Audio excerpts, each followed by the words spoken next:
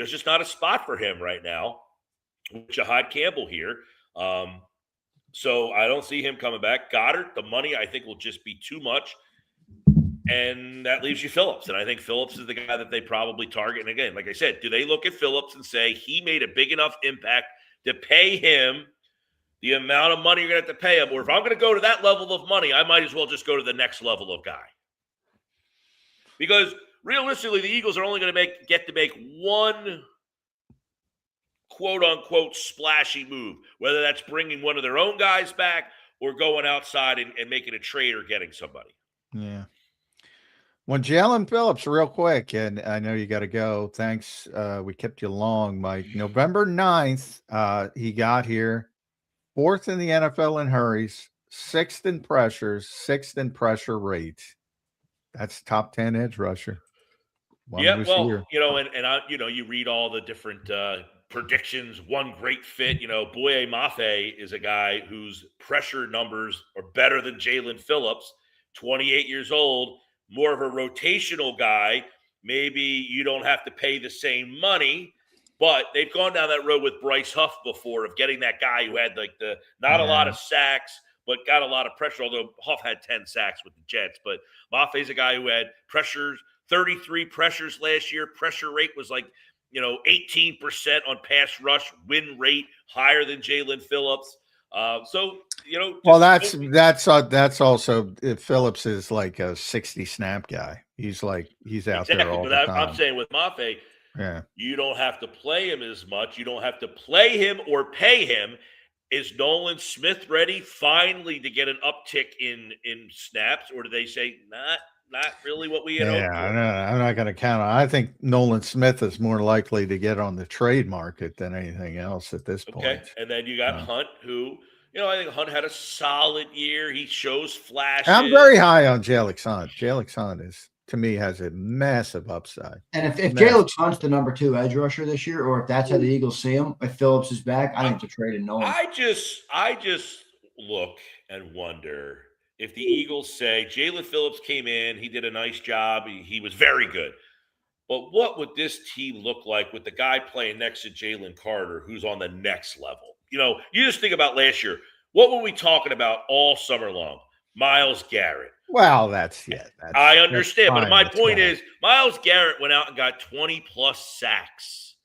Can you imagine? Now, I know you're talking about Crosby and not being the biggest Crosby fan, but a guy like Maxx Crosby playing next to Jalen Carter, I mean, you might say. It's not that I'm not a Maxx Crosby fan. I think he's a very good player. I'm just concerned about his workload. I'm concerned about what it's done to him. I'm concerned I can say the same thing about Jaelan Phillips, who's missed time with an Achilles injury, a knee injury. I mean, he's had his own injury issues as well. Crosby, though, I think you can make a strong argument that Crosby is a significantly better pass rusher than Jaelan Phillips is. Oh, yeah, but I think, everything else, I don't think he's nearly as versatile. I don't think he's nearly as good versus the run. I think Jalen's a much more well-rounded player. And the weird thing about injuries is it's inverse. Like, Zach Ertz was the guy. If you play this game long enough, the injury rate's 100%. That's Zach Ertz. And unfortunately, Zach got hurt at the end of last season. Not the first time, but you get the point. Maxx Crosby has been playing at a breakneck pace for year after year after year after year. He's out there. He never leaves the field. I'm concerned about the tread on that tire is what I'm saying. And that's, look, again, I would say I'm concerned about Phillips getting a contract and all the injuries he's had. I think you can make that case for Trey Hendrickson, who, by the way, I just saw on my television, flashed a goodbye letter to Cincinnati. Yeah. So it looks like he's going to be, not only we know he's a free agent, but not going back to Cincinnati. He's got a lot of injury problems and tread on the tires. A lot of these ends, you get to that 28, 29, 30, you're waiting for, much like A.J. Brown, you're just waiting for when the decline happens. So that's where I think the Eagles are in an interesting spot here. What's it going to cost to get Jaelan Phillips back? $25 million. It's my guess. Might be maybe more. Okay, did you watch a $25 million player last year? Because I didn't. I didn't either, Mike. Yeah, I think he was. I mean, if you look at what edge rushers get paid, I mean, that's the natural, that's what you get paid. It's actually a bargain. It's like we were talking about Grenard. Got 18. I mean, he was productive last year. We're talking about, well, again, Who was it's that? not last year. It's not last year. Josh Sweat, yeah. Inflation, NFL inflation. And that's the thing. If you're going to pay Jaelan Phillips that kind of money, should you have reconsidered the guys that you let walk who got that kind of money that you decided you didn't want to pay that kind of money? Well, Josh, no, I don't reconsider Josh. Who's a better player, Sweat or Phillips? Phillips. Yeah. Really? I think Sweat. I mean, boy, I don't know what the disconnect is with Jaelan Phillips. I don't think he's a disconnect. I think he's a good player. Well, first of all, I mean, these discussions, it's fine to have the discussions. Like that's not a debate. Like, he is the Eagles' priority. That's their priority. If they don't get Jaelan Phillips back, make no mistake, it's not because they didn't want him back. It's because they had the walk away number and they walked away.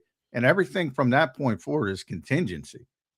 Now, people might be happier if the contingency ends up trading for Maxx Crosby or signing Trey Hendrickson or doing something else or getting Quiddy Pay or Adopa Owe or anybody. But it's all a contingency. Everything from that point forward. Their priority is Jaelan Phillips. I don't get – he had a huge impact on that defense. They took off when he got here. And they looked like what Jeffrey Lurie called the Super Bowl defense. Both these guys, you look at Jaelan Phillips, Josh Sweat, they both average about 7 sacks. So neither one of these guys are these like crazy sack artists. So for the people out there that are like, they don't get sacks, neither one. Josh Sweat had 12 this past year. He's had double digits twice. But on average, they both get about 7 a year. The one difference would be in the playoff game, Josh Sweat was all over the field. I don't know that Jaelan Phillips even stepped on the field. I don't remember at all. Well, Jaelan Phillips, was in Miami for the vast majority of all of his career until he got I'm talking here. about this year on this team. And I go back to what I said a couple weeks ago. Well, the defense, I was very disappointed. Everybody talks about the offensive problems. The defense was not good. The defense was not good in that game. Right. And the defense in the fourth quarter at home had the lead not once but twice.